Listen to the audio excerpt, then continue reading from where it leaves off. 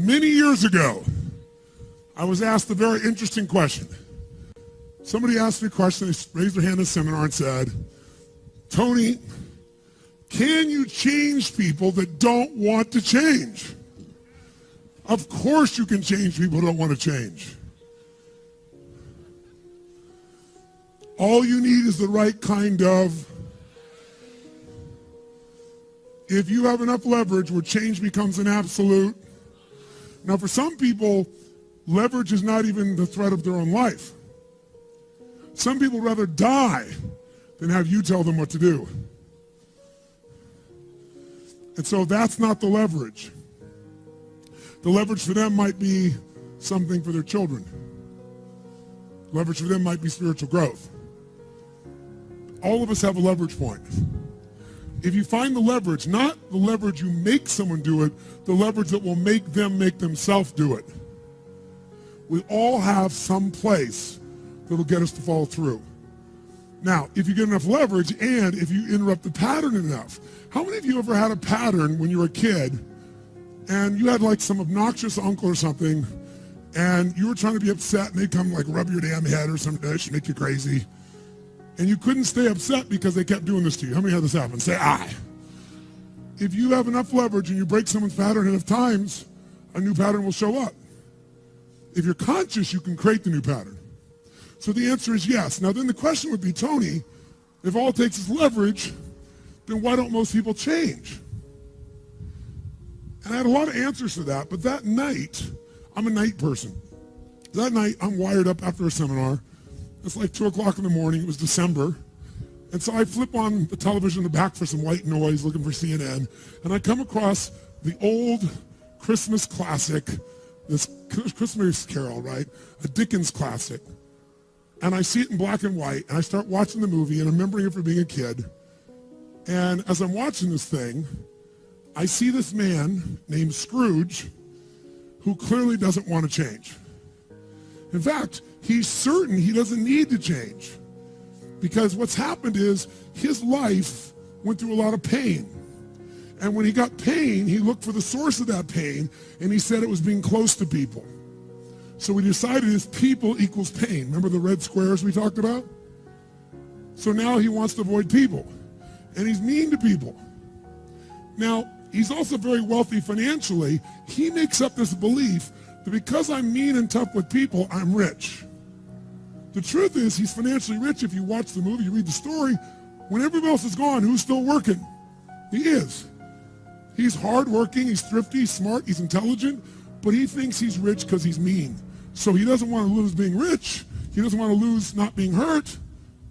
So he has a belief. Be mean to people and everything works out, even though he's miserable. Can we have beliefs that make no sense and yet still believe them, yes or no? Sure, we just get wired. So I'm watching this guy.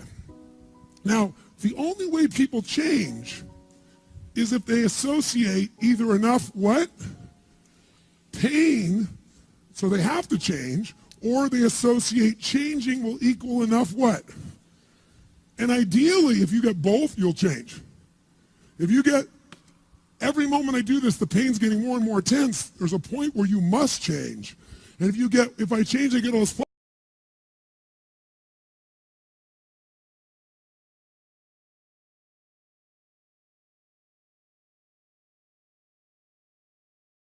is the only way you create change is changing what you link pain and what you link pleasure to in your nervous system, not just in your head, in your gut.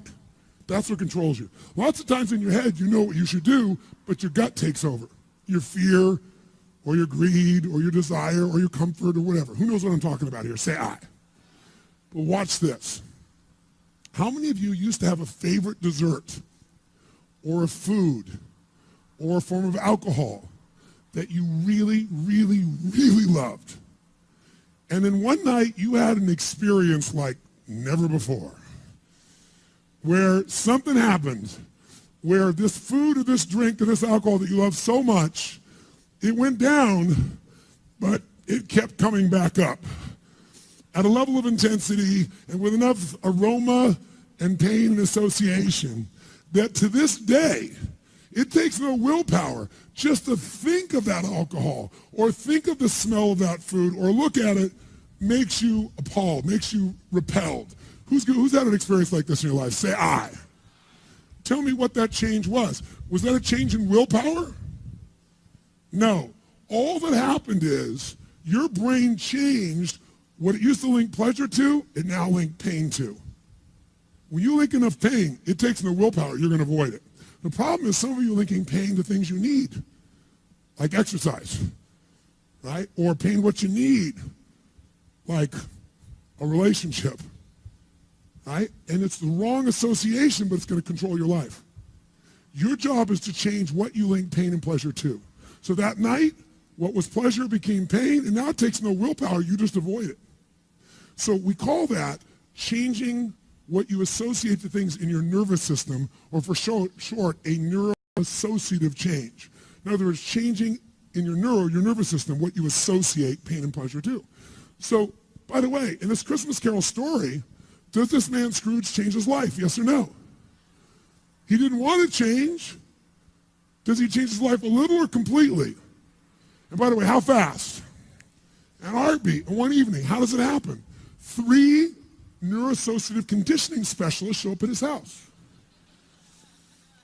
Right? 3 ghosts show up, and what do? They get him to link a massive, unbearable amount of what?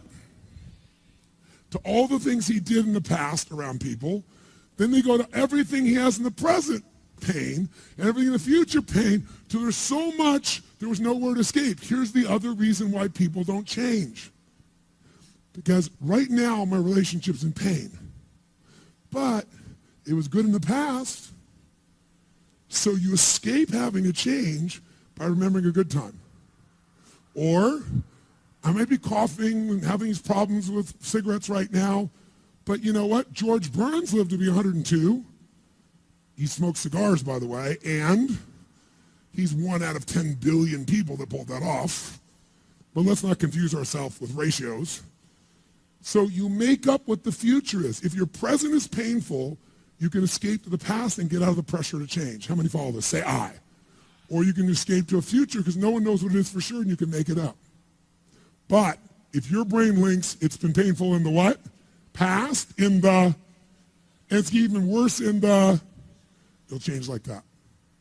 Who here has ever stayed in a relationship that you knew was not right for you? It wasn't right for you, it wasn't right for them. Who has ever stayed in a relationship way too long? Who's done this before? Raise your hand. Say I. For them, yet you stayed. Why? Why? Because even though it's painful in the present, what'd you do? You said, it'll get better over there in the future. Who finally changed? Who here finally changed that? Say I. How'd you do it? Your brain went, it's painful now, it was painful in the past, it's going to be worse in the future, that's it. That's what I call a Dickens pattern. When you lock in pain in all those places, there's no place to escape, so you change. It's like if you put a wall here, and a wall here, and we close them in on you, amazingly, you'll move forward. That's what we're talking about, giving yourself leverage on yourself that way, not having someone else do it to you, you do it to yourself. That's when you got the power again. How many get it? Say I. This could be the greatest time you ever live if you control what you focus on, if you find a more empowering meaning, and if you decide to model the actions of those who succeeded before you. It can be the best financial time, the best emotional time, the best spiritual time of your life, but you better take control of your state. And if you think you're going to do it just by today, you're wrong. You're going to need to get yourself some rituals. Right now, every one of you in this room is controlled by your rituals. I don't just mean this one. I mean, every morning you get up. I know your body. I can look at your body right now, and I can guess your rituals. Some of you, your rituals to work out 5 times a week, I can see it clearly. 4 to 6 times a week, it's obvious. Because you couldn't look like that if you didn't do that. Some form of workout. I don't care if it's walking, lifting, whatever. Some of you, it's obvious that lifting weights is part of it. You can see by that man's muscles. I know what his rituals are. Because your life comes from your rituals. If you don't develop the ritual, you're kidding yourself. How many agree with me on this? Raise your hand, say I. And there are rituals that put you in state, and there are rituals that take you out of state. You have rituals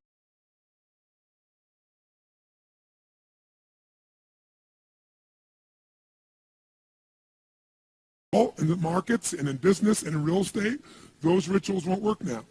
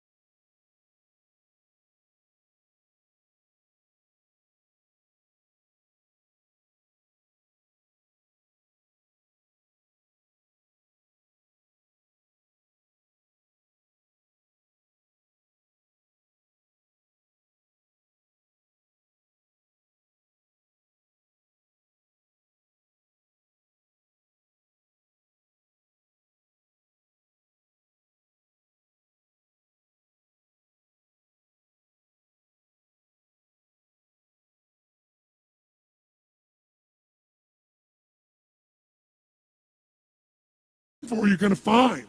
So if you want to change your life, my friends, you got to change your physiology and you got to change your focus. By the way, how fast can you change that stuff? How fast, my friends? How fast? How fast? Come on. In a heartbeat, once you rechange your conditioning, that's all you got to do. And you can do it fast. You can do it with a question or two. Try this right now. Answer this question in your mind and be honest. What in your life today, if you wanted to be, could you feel proud about right now? If you wanted to feel proud, if you didn't feel like, I shouldn't be proud, if you wanted to feel proud, what could you be proud of in your life today? Your children, your health, your body. Is there a problem you faced? Instead of running from it, you finally stepped up and handled it? What could you feel proud of in your life today if you wanted to feel proud?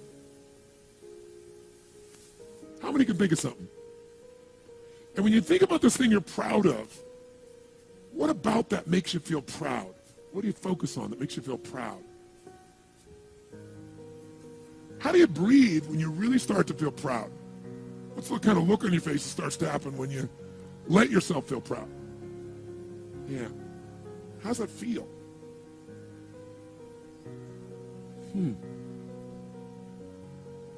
Think of another area of your life. Think of an area of your life that you're grateful for. Or if you go, I'm not grateful. If you wanted to be grateful, what's an area you could feel grateful for? What could you feel grateful for if you really wanted to feel grateful? How many can think of something you could feel grateful for? Let me see your hands. And what about that are you grateful for? What do you focus on that makes you feel grateful? How does it feel when you're really, truly feeling filled with gratitude?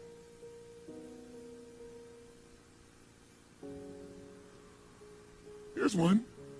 If you wanted to be excited about your life right now, and you were willing to be excited, you're willing to buck everybody else's trend, what could you feel excited